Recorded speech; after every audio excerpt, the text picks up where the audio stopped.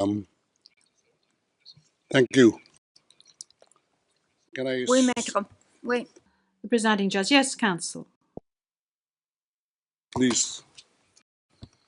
2 days ago, the whole world has witnessed the degrading fashion in which a former president of a sovereign country was bundled into a private aircraft and summarily transported to The Hague. To us lawyers, this would be called an extrajudicial rendition. To the less legally inclined, it was a pure and simple kidnapping. My client was denied all access to the legal recourse in the country of his citizenship, and this all in the nature of political score settling. Two troubled entities struck an unlikely alliance. An incumbent president who wished to neutralize and choke the legacy of my client and his daughter on the other hand, and a troubled legal institution subject to delegitimization and desperate for a price cuts and a legal show today on the other hand. With this in mind, it is not surprising that my client was abducted from his country. ICC private jets do not drop out of the thin air. That jet which received my client was coordinated in advance. The UAE is not a state party to the ICC and has no obligation to cooperate with the court. Yet my client sat in transit in that country for more than 5 hours. I invite the registry's representative to present today in court to explain to the judges exactly how they believe this transfer was anything other than a gross abuse of process. Given the precipitous arrival of my client, an elderly man with debilitating medical issues, hard of hearing and poor of sight, he was taken to a hospital for observation. Only this morning have I met him for the first time with less than an hour to discuss legal issues. Legal issues. I have not been able to present him with a hard copy of the arrest warrant because we were not supplied with such. I have not even been able to explain to him what the prosecution requested when seeking the issuance of the arrest warrant. This is because the chamber only established a redacted version of the prosecution request last night. Other than to identify himself, my client is not able to contribute anything to this hearing. Most importantly, he is not able even to tell you that he has been informed of the charges as contained in the arrest warrant for a reason more pertinent to which I alluded in my written request to this honorable pretrial chamber this morning, and which is confidential in nature. Accordingly, I repeat my respectful request, which was rejected this morning, to postpone the substantive aspect of this hearing to the next week when I will have the opportunity to sit with my client and to explain to him what a confirmation hearing is and what the disclosure is and how the prosecution alleges that he committed crimes. I thank the court for its attention and regret to say that I do not have instructions to continue my submission any further today. Thank you.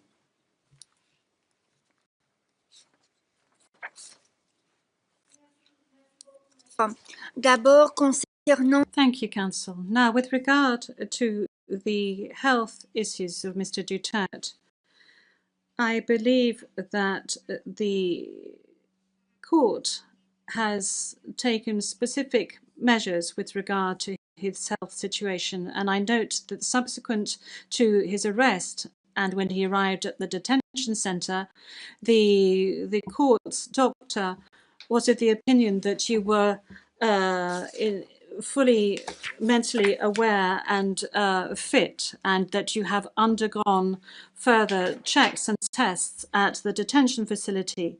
And when you broached health matters, that's saying that you were not able to come to the hearing, the doctors who consulted with you were of the opinion that Mr. Duterte was not in a position to come to the hearing physically, but that if he gave written permission, he would be able to take part via video link. Now, that is with regard to the health matters that you just mentioned. They are very important, especially concerning the matter of age. Now, with regard to the rights of Mr. Duterte, we have before us the registrar's or the registry's report that says that Mr. Duterte has been informed of his rights, including Articles 66 and 67 of the Rome Statute, and that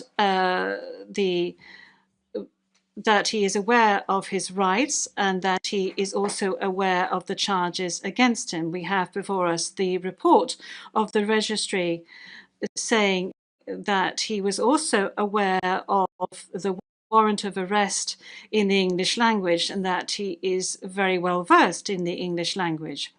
Once again, you have the possibility of these charges being read in English, which was the case today. I have read to you in the French language the rights that he has, Mr. Duterte, before this court, and I'd like to specify once again that this is an initial hearing in order for Mr. Duterte to be aware of his rights and the charges against him. And then there will be a full procedure that will unfurl leading up to the confirmation of charges that will enable Mr. Duterte to raise all the matters that you have just raised with regard to the warrant of arrest, with regard to the crimes committed, with regards to the charges, and any other matters associated with his arrest, and the matters of jurisdiction of the court. You have the opportunity to do this throughout these proceedings leading up to the actual confirmation of charges hearing. Now, counsel, with regard to your request for another hearing to be held next week, well, your initial request, that was, this was not accepted by the court. Now, you have seen the two decisions of the court that have been disclosed to you, and you are aware of the fact that these two decisions were refused.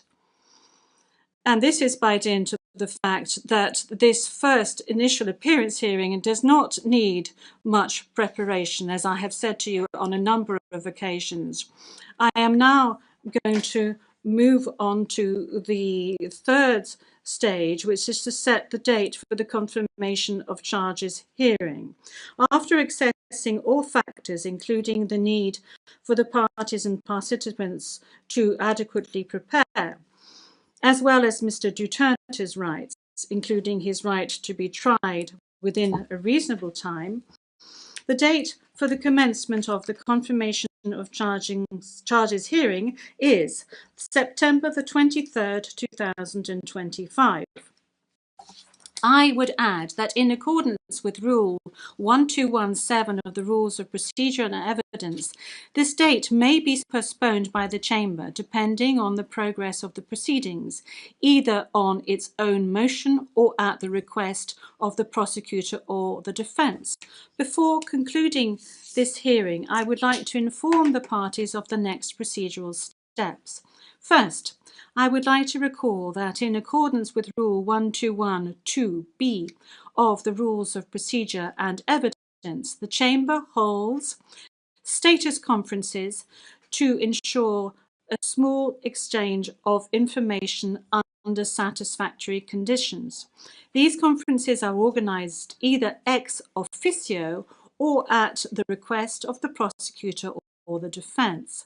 Secondly, a set of decisions will be taken in a timely manner to ensure that the proceedings progress smoothly and expeditiously. More specifically, I am referring in particular to a decision on the arrangements and procedure for the disclosure of evidence, and a decision setting a timetable for the disclosure of evidence in such a way as to ensure orderly and efficient disclosure between the parties. In this regard, the Chamber orders the prosecutor to begin disclosing today the information on the basis of which the warrant of arrest was issued, and to complete this disclosure no later than within the next 7 days. The Chamber will also issue a decision on the participation of the victims who, according to the statute of the court and to the extent permitted by the Chamber, are authorised to present their views and concerns at this stage of the proceedings. We have come to the end of Mr. Duterte's first appearance hearing. I would like to thank all the participants in this hearing, the interpreters and the stenographers. This concludes today's hearing.